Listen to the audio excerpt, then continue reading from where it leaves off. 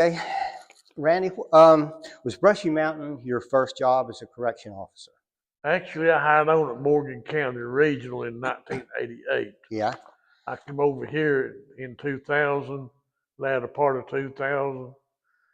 I worked at Morgan County just over 12 years before I came over here. Hmm. Was Morgan County a high security prison? It was not. It was minimum security. Okay. Yeah. Now, how old were you when you started? I'll say at Morgan County. I think, 34 years old. 34. And then when you started here at Brushy? It was probably maybe 51, Okay. something like that. And you're here 8, 9 years, something like Yeah, that. I stay here almost 10 years, like just a few months. Yeah, yeah. Been 10 years. So what led you to take the job as a correction officer? The benefits, basically. I was working in a job that didn't have no benefits. All I had to look forward to was Social Security. Yeah, I yeah, was trying to figure out something to do different, and this come open. I thought, well, I'll try that and see what happens. yeah, yeah. So what was your first impression when you arrived at Brushy Mountain? It was a wild place. Yeah. Morgan County wasn't that bad. It was different. It's Mm-hmm. been, like I say, it's all minimum security. Yeah, I got to Brush, it was a lot different. yeah, yeah. How so? Well, I had never been around a maximum security inmate. Mm-hmm. When I come over here, I throw that in the middle of them, basically. This back here was all classification, Mm-hmm. but you didn't know what they was. They might have been close, they might have been medium, they might have been max. Mm-hmm. You just didn't know what they was Yeah. until you got them classified. Mm-hmm. I've seen it go both ways. Yeah. Um, but one thing, my first day here, I'll tell you about this. Yeah. My first day here, I come in, it's on a Sunday, talk to the captain, the lieutenant, which I know both of them. I've been around them quite a few years. Mm-hmm. And I talked to them a little bit, and they took me around and showed me around the prison down here. And we went up and fed the lunch meal, the 4 o'clock meal actually. Mm-hmm. And after the count cleared, we fed that. Then the captain said, let's go to high security. So my first shift in high security, my first report in high security, we walked in, talked to the staff for just a minute or two. He said, let's walk in the B pod. We walked over to B pod because I didn't know at the time. I found out pretty quick. Mm-hmm. B pod is the worst pod up there. Okay. Had the worst inmates in it. All of them is bad that was up there, but it seemed like I had the worst ones in B pod. Yeah, yeah. Anyway, we walked in B pod, and this inmate hollered at us and said, hey, let me talk to you. We walked over to the cell next to the door. Inmate started talking. He said, somebody just got us Christmas package in. He said, you want a sandwich? I got good country ham. We told him, no, we didn't need, we just eat. So he's good on that. So inmate said, well, you sure? Well, while he was talking to us, this inmate was standing in front of his commode, urinating in the commode. Which that's pretty common to see stuff like that. Yeah. But anyway, he got done. He's still talking about his country ham he had and all that different things that got in his Christmas package. When he got done, he said, you guys sure you don't want no ham sandwich? We said, no. He reached down in the commode, picked up a chunk of ham big as your fist, shook it off and took a bite of it. Yeah. He said, it's a good one, boss. So you got a pretty quick indoctrination. Pretty quick dose of it. Yeah, yeah. Certainly did. Yeah. You know what he was in there for? What now? You know what he was in for? I'm not sure what he was in for. Yeah. That's one thing I never did do. Had access to the computer most of the time. Mm-hmm. I didn't just get on the computer and look up and see what inmates was in for. I figured if I did, I might treat this one different, this one over here. Yeah, yeah. You know, because of his charge. I didn't want to be caught doing such as that. But sometimes these guys will tell you they was in a first degree murder, they was in here for a rape charge or whatever. Sometimes they would tell you that just so you know, Yeah. apparently. So sometimes that makes you feel different. I depending on how many counts they had and what they had done, actually. I've had a few inmates told me, boss, I'm innocent. I didn't do what they charged me for doing. I just didn't do it. My response to them then, I said, well, you're doing time for it. Yeah. I said, apparently they got evidence on you for some way or another. Yeah, boss, but it wasn't good evidence. Then I've had some that told me, said, yeah, I killed a guy, and I'd kill him again if I had to. If I face that against him, yeah, I killed him the same way, knowing that I had to face a life sentence. Hmm. Yeah. I bet you heard a lot of stories about stuff too from them. I have heard a lot of different things. I had one inmate told me, and this is a fact. He told me out of his own mouth. I don't believe the man was lying to him. He said, boss, I killed one person when I got locked up. I got me for one first degree murder. Mm-hmm. And it was premeditated. So life without. He said, since I've been locked up, I've killed 5. Mm-hmm. 3 of them 5 was other inmates. Mm-hmm.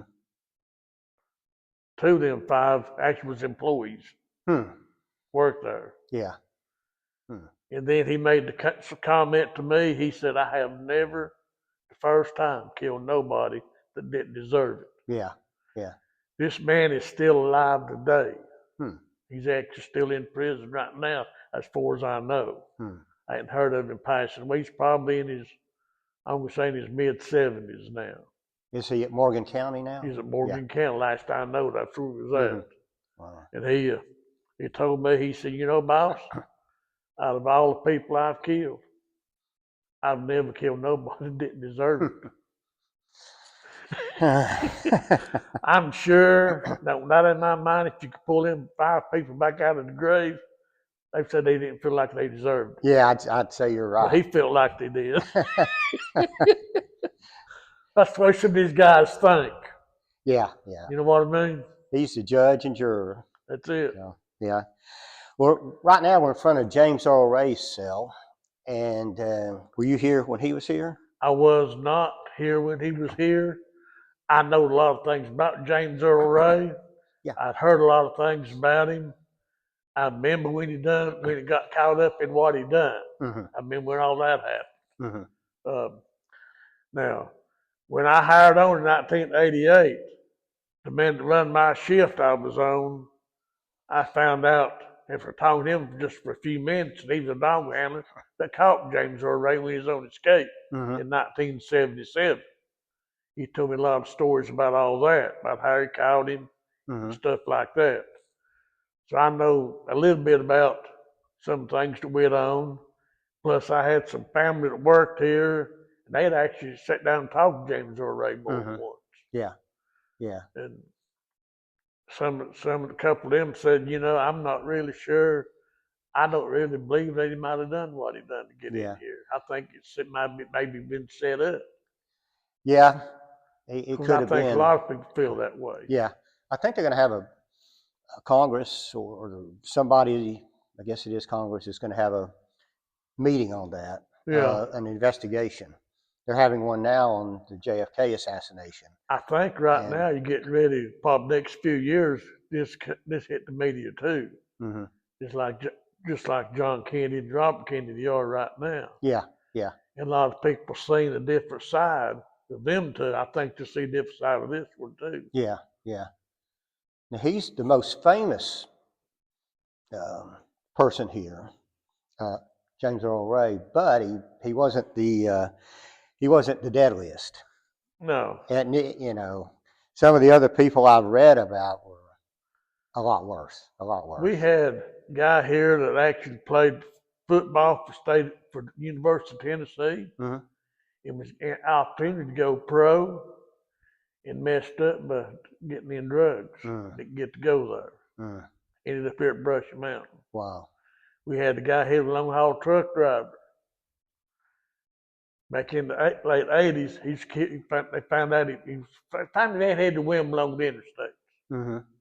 I-75, I-65 north and south, and I-40 east and west in Tennessee. Mm-hmm. This went on for several months before they finally got a break in the case. Mm-hmm.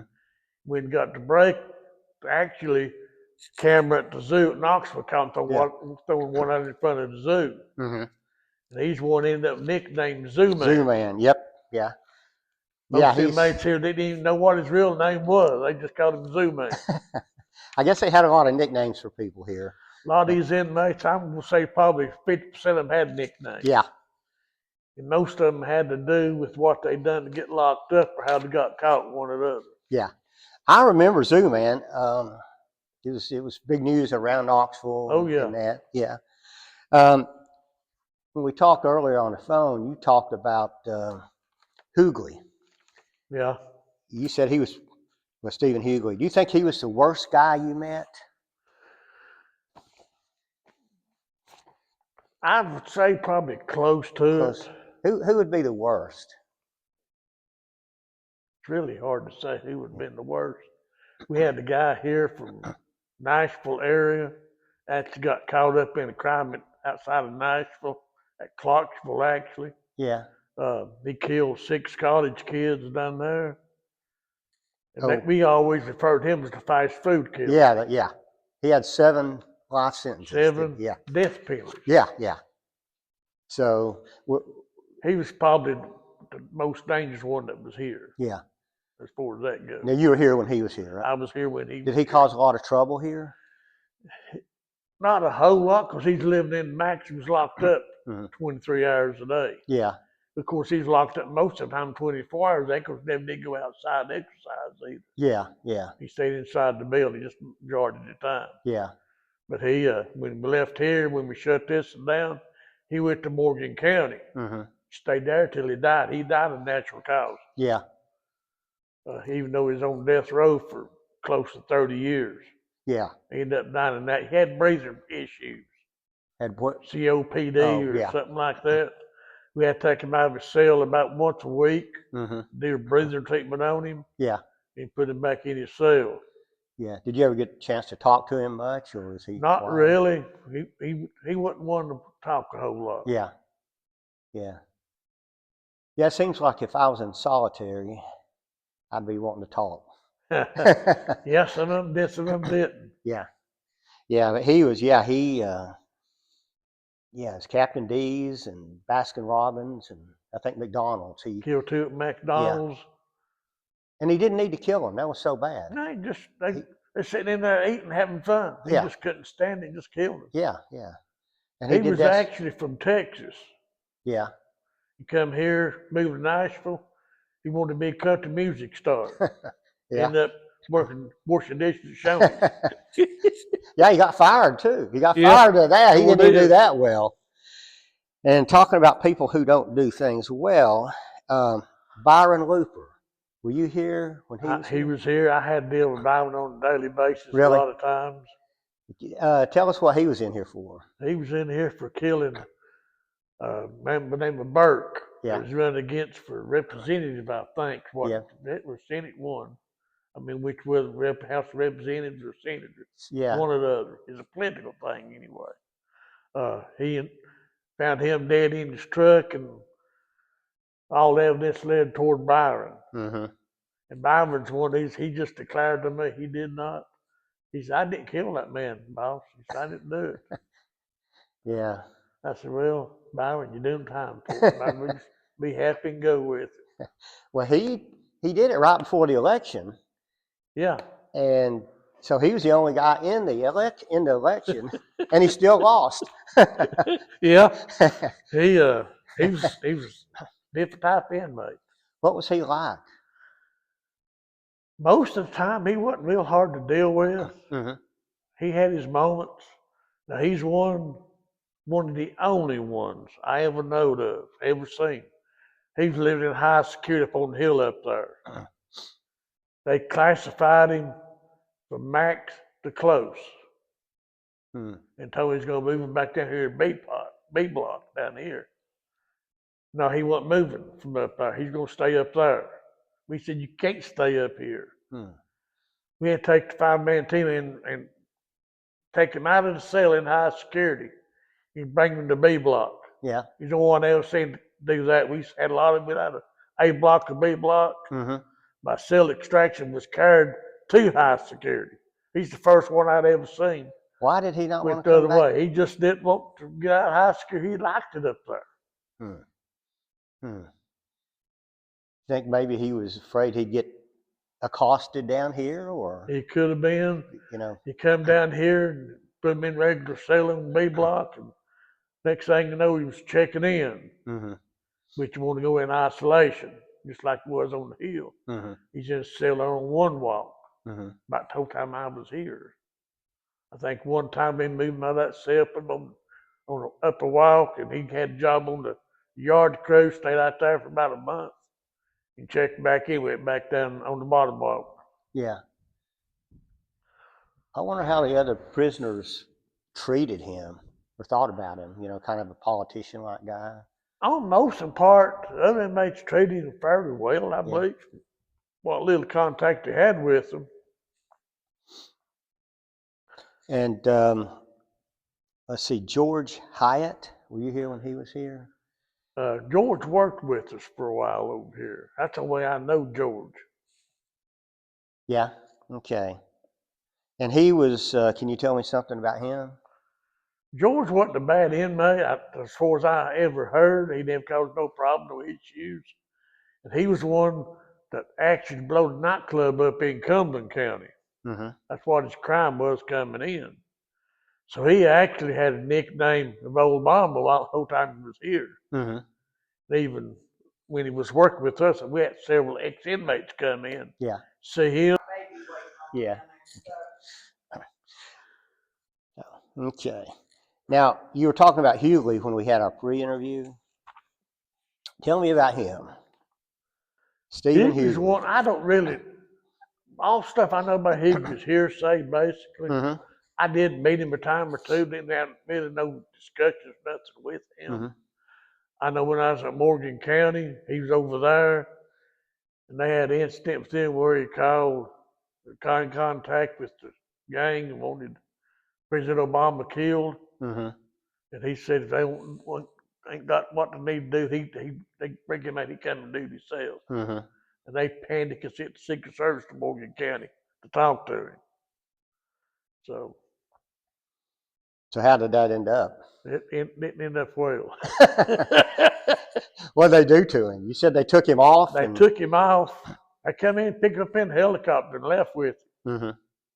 He was gone with him for, I don't remember how exactly, but it's about 2 months or so that he didn't even, wasn't on our computer no more. Yeah. He completely disappeared from the system.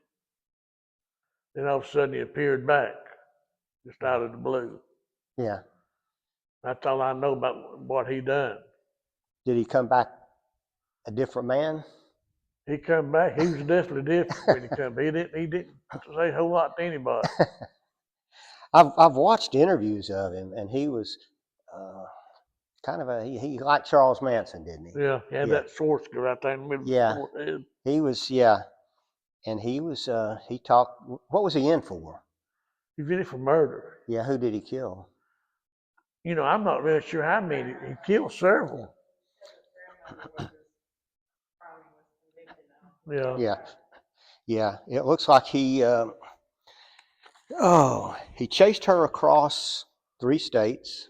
Something like that. Killed her, shot her. Yeah. And then in here, he killed a couple of people. He killed a inmate, stabbed him. Yeah. And then there was a correction officer. Correction officer, counselor one. Counselor, yeah, counselor.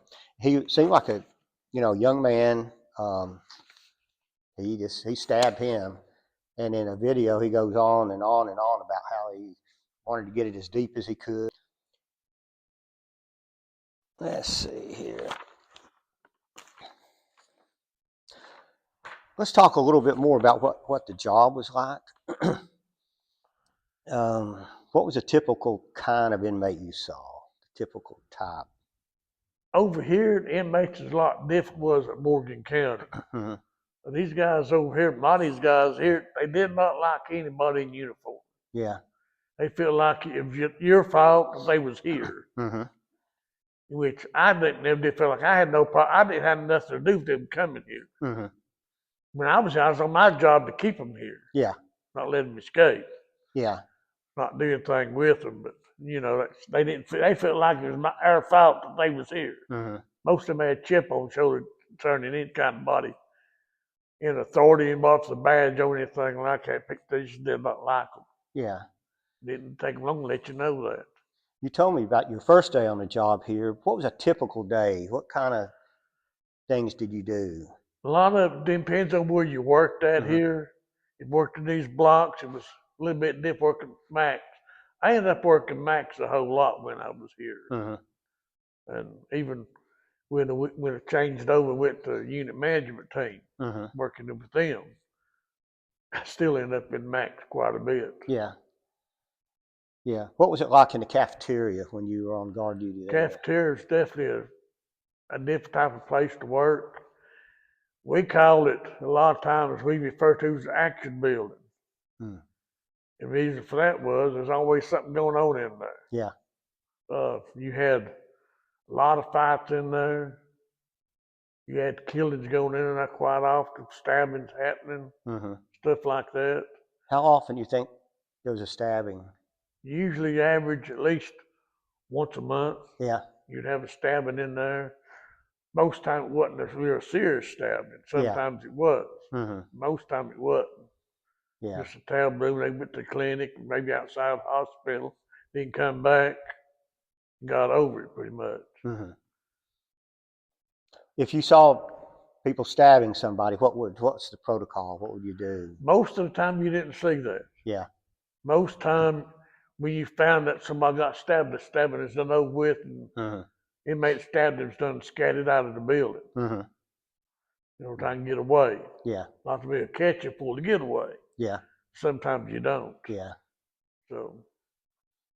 Yeah. Now, what was it like walking down through here at night or something? Was it loud, noisy? It was always loud, always noisy, always something going on. Yeah.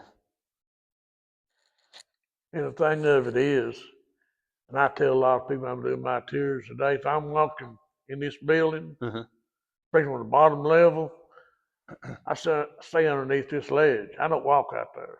How come? I don't do it now.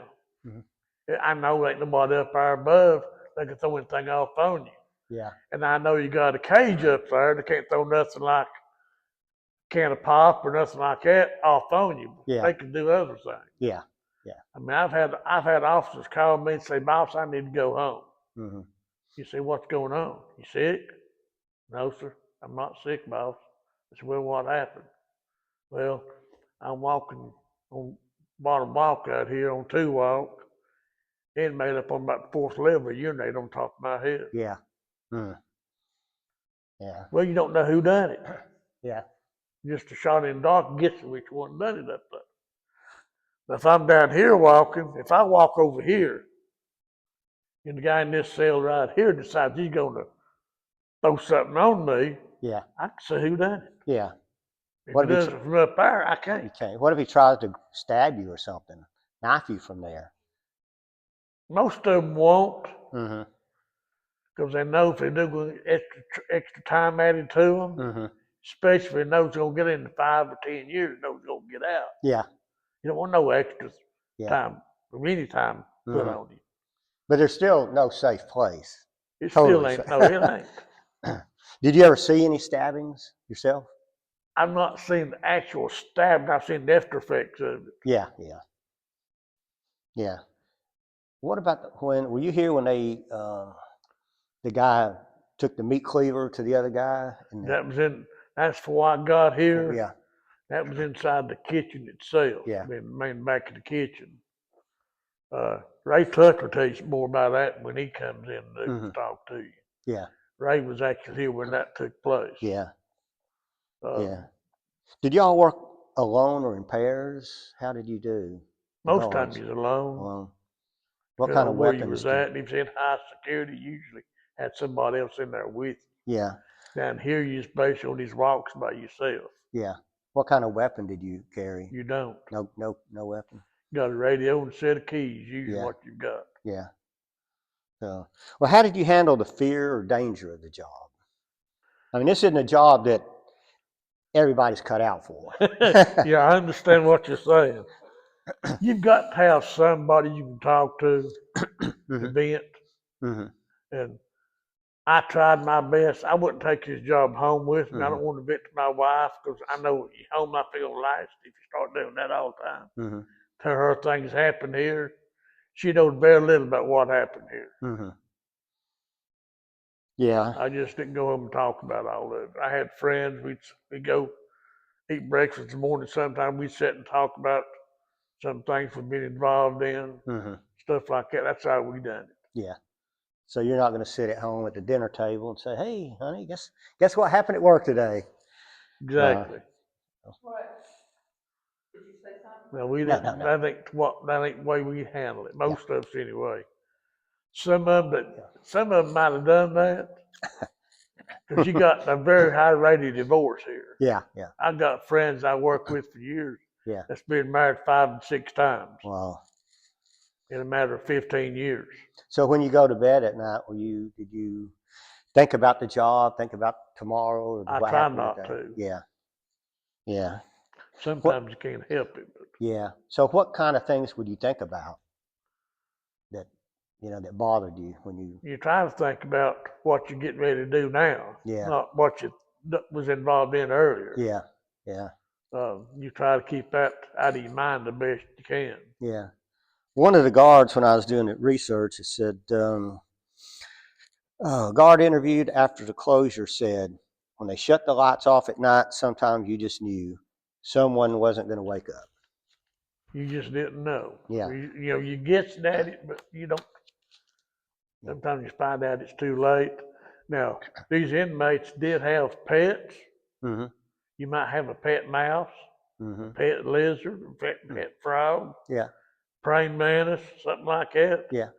We sort of frowned about inmates having snakes for pets. Yeah, I'd frown on that too. I didn't like walking this walk, coming in that door up yonder, coming back here, walking around, making my rounds at 2 o'clock in the morning on Yeah. third shift. Mm-hmm. And find a daggum 7-foot snake crawling around the catwalk. Yeah. I didn't like doing that. I have found a few of them over the years. Yeah. Yeah, I was at Frozen Head, maybe 10 or 15 years ago, and the biggest snake I've ever seen. Yeah. And that's not far from here, but it went across the road. I mean, it was huge. Oh, I've seen some big ones. Yeah, up and the park ranger said, "Well, you didn't run over it, did you?" And I said, "No, I didn't run over it, but we wanted to tell you about it because it was going down to where people were playing volleyball." So, Yeah. yeah. Um, how did the inmates treat you generally? You might have touched on it a little bit. Most of them treat you with respect. And my thing was, I always tried to treat these inmates respectfully. Mm-hmm. If they treat me that way. Yeah. If they want me to respect them, they need to respect me. Yeah. It works both ways. Mm-hmm. Some of these guys want to treat you like you was a scum of the earth. When they did, I could do that too. I Mm-hmm. could treat them the same way if I wanted to. Mm-hmm. I didn't like doing that. Mm-hmm. Even today, I like to treat people I work with respect, just like I did back then.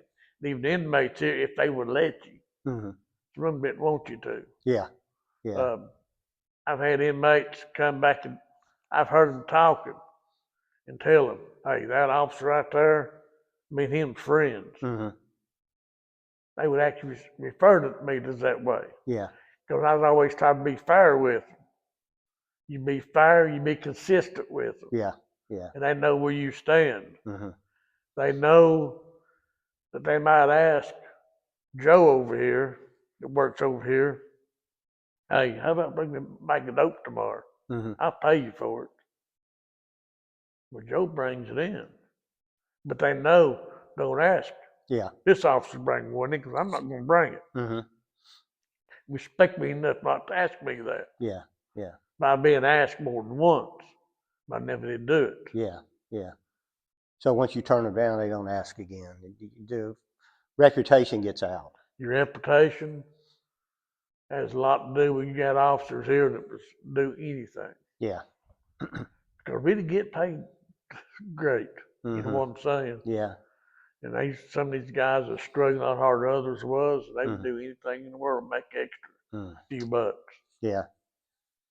Of Yeah. course, that's anywhere. I do any job you own. So did you have any friendships or relationships or anything after the inmates were released? Did you ever see any around town? I Or? do see some out somewhere, and they always, if they see me, they'll speak. Mm-hmm. But as far as us standing talking 15 or 20 minutes, ain't Yeah. going to happen. Yeah. But they will speak and then go on.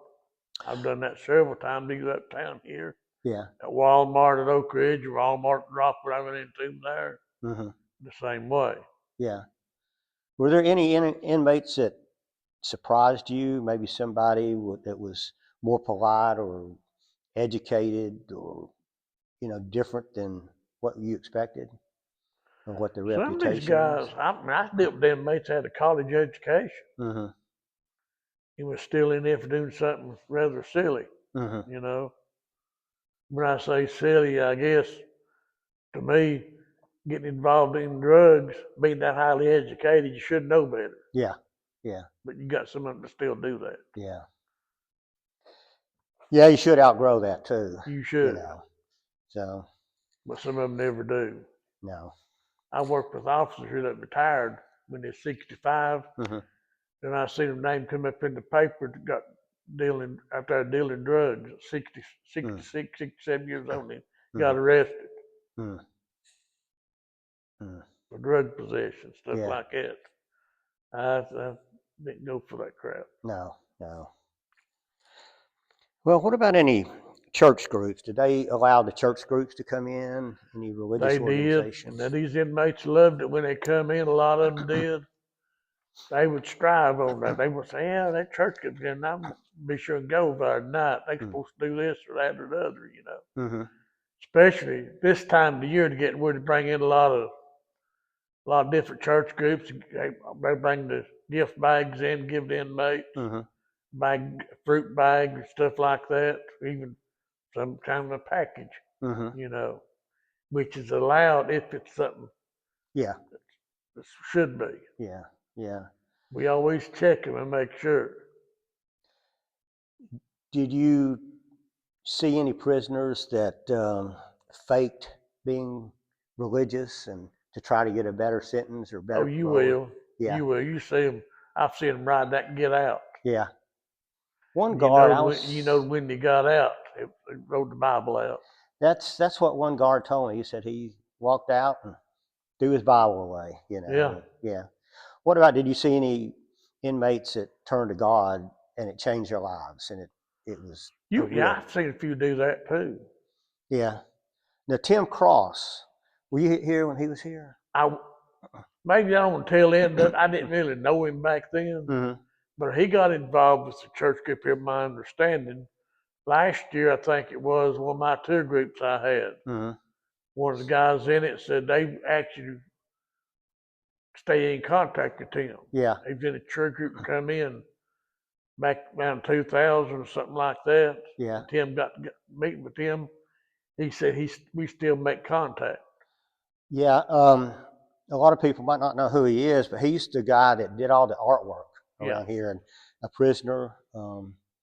Artwork is fantastic, and I know he's out west somewhere. Has an art shop somewhere around San Diego, California, I believe. Yeah, my understanding. Yeah. So, yeah, his artwork is fantastic. It's really good. Okay, just some final thoughts. Do you ever have nightmares or dreams about your job or what you saw here? Not really, no. Is there one moment that really stands out about your years here?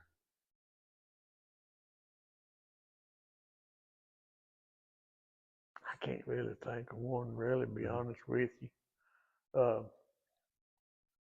There's several things I think about occasionally. Most of them do no inmates, but staff that worked here. I know one night, I'm sitting on the front porch, I was waiting on the shift to come in. Me and the captain's out there checking the shift officers to come in. Mm-hmm. One of my fellow workers pull up here in his pickup truck. Instead of going on the other side, going around and parking, he pulled up on this side next to the walkway. Rolled the window on the back side of his truck, said, "Hey, come here a minute." I said, "What's going on?" "I wonder what kind of snake this is." That snake then crossed the front of his truck, and it was a full-size truck, and the snake was hanging up on both ends. Really? It's a big king snake's what it was. Uh-huh. The snake was about 8 foot long, Mm. and probably that big around. Yeah. He said, "I told him I better shake it off." I got some piece of wood out there, something, and drug it off his truck for him. He went and parked his truck, come back in. I said, "Where'd you pick that dude up at?" He told me this. He come out the road out there on 116, S curves out Mhm. there, and he's on third shift. He said, "I seen something fall. I thought it was a limb out of one of them trees falling." Mm-hmm. I thought, man, this ain't gonna be good. If he could just see the windshield flying out of his truck into his lap. Yeah.